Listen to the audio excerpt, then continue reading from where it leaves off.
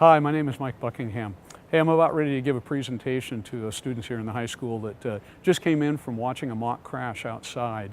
I'll be talking about attitude and how you define impaired driving and what can happen emotionally when you're involved in a crash, and referring back to the mock crash that they just saw outside. All right.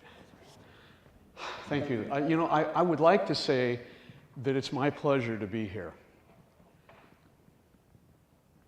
But the truth of the matter is, none of us want to do this. At least we don't want to have the need there for this to be done. And the other tragic thing is, you're a captive audience, but you're not just the problem. Automobile crashes are the leading cause of death in your age group. There's no doubt about that. It's a statistical fact. And yes, you are at a much higher risk to be involved in an alcohol-related crash than just about any other age group, because you're rookies, right? Rookie drivers, and you're not even supposed to be rookie drinkers. So you mix the two of those together, and that's a pretty dangerous combination. And now that marijuana is legalized, we're bringing in a whole other can of worms. But where do you learn your drinking and driving behavior? Where do you learn your driving behavior? I'm sorry, what was that again? Parents. Where are they? They're not here. How do they hear the message that you're hearing? Wait a minute. Is the message that we're sharing with you something that you think your parents might benefit from? So how do we get that to them?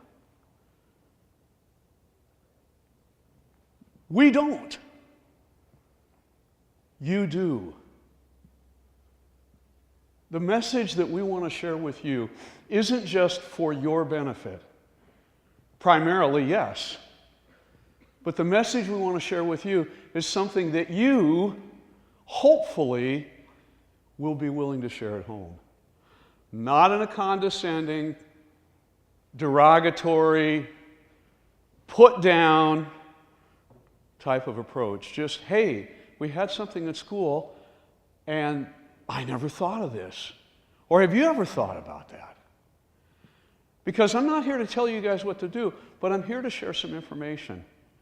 And I think it is just important for my generation, your parents, as it is for yours.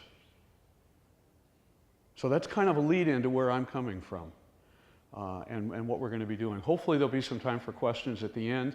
You can ask anything you want of any of us when it comes to the question and answer time. So if you have anything, please don't hesitate to ask. Okay?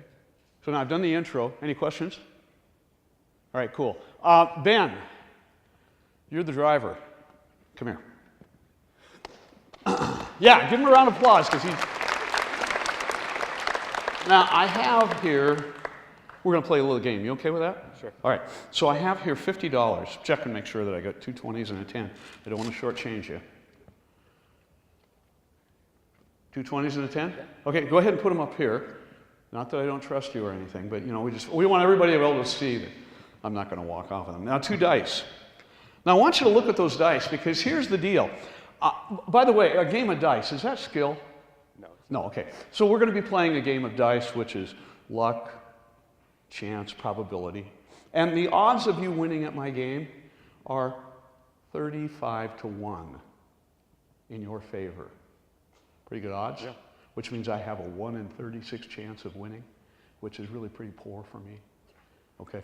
So do you want me to tell you the rules, and then you can kind of check the dice and make sure they're not loaded? Sure. Okay, so it's really simple. You tell me a pair of numbers, meaning the same, between 1 and 6. So you tell me one particular pair of numbers between 1 and 6, and you don't roll that pair. Anything else but that pair, the money's yours. Okay? Okay. You okay with that? Yeah. Okay, check the dice out, and I'll be back in a minute. Now we've already said this is a game of chance and luck and probability. If any of you were up here and you had a chance to be in Ben's shoes, would you want to ask me a question before we play the game? I heard something. What? Now really, what happens if I win? I mean, think of the odds, 1 in 36. The likelihood of me winning is less than 3%.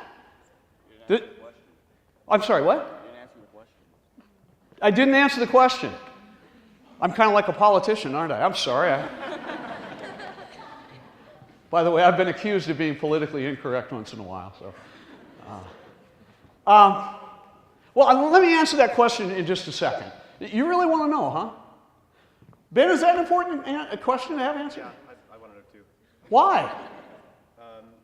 Well, if it's really bad for me, it still might not be worth playing. You might choose not to play the game. Right. Well, okay. Over in my wallet, I've got 3 credit cards. I've got my REI Visa, $15,000 credit limit. I've got my Chase Platinum, and I don't know what that is. I think that's 10. And then my cheap one, my gold card with the credit union, and that's about 8,000. So let's see, 10 and 15 and 8 that's about 33. How about if I put the cards up here and you'll be playing for $33,000? I think I'd still want to know what happens if you win. You would? Yeah. So you think that, I mean, isn't he kind of being a little picky here? Okay, here's the deal. If you want to play my game, and if we're serious, are you in a belt today? No, I'm not. Okay, don't pull your shoe up, but just kind of draw your finger around your waist where your belt would be, all the way around. Good, okay. So Ben, if you want to play my game, here's what you have to be willing to give up to answer his question. The ability to control anything on your body from that line down to the tip of your tennis shoes. And I mean everything between those 2 lines, which means you become permanently, totally paralyzed. Now the odds are 1 in 36 of you losing, and what did we say, $33,000 on my credit card. Do you want to play the game for real? I don't. Why not? Why don't you? That's a lot of money you can win. That's true. You could buy a new car. You can buy a car, yeah. Yeah. You could pay for 1 year at the U. Or is that not quite enough?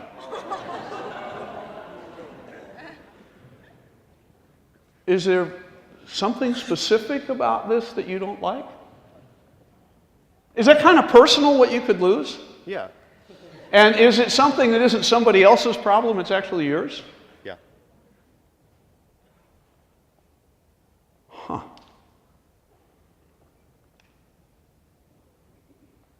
Could really lose, could really happen to you, could really radically change your life in a negative way, and you're not too happy about that. And you do have a choice to avoid all of that by just not playing the game. If you like his choice and his rationale, give him a round of applause, will you? Good job. Go ahead and set him up there. Have a seat. Thank you. Now, what Ben just showed is an attitude. A good attitude. I have to wonder, the line of reasoning he went through that you helped promote by asking what's the downside, is that the line of reasoning that somebody goes through when they're trying to decide whether or not they should get behind the wheel of a car after they've consumed some mind-altering chemical? And what about the passenger who has the opportunity to get in the car with that driver? Do they go through the same line of reasoning, or instead, do they merely think, oh, it's not going to happen to me, I'm fine, it'll happen to somebody else, it's somebody else's problem? And usually it doesn't happen. Usually when people drink and drive, this is not the result. But like the roll of a dice, you never know when that will be the result.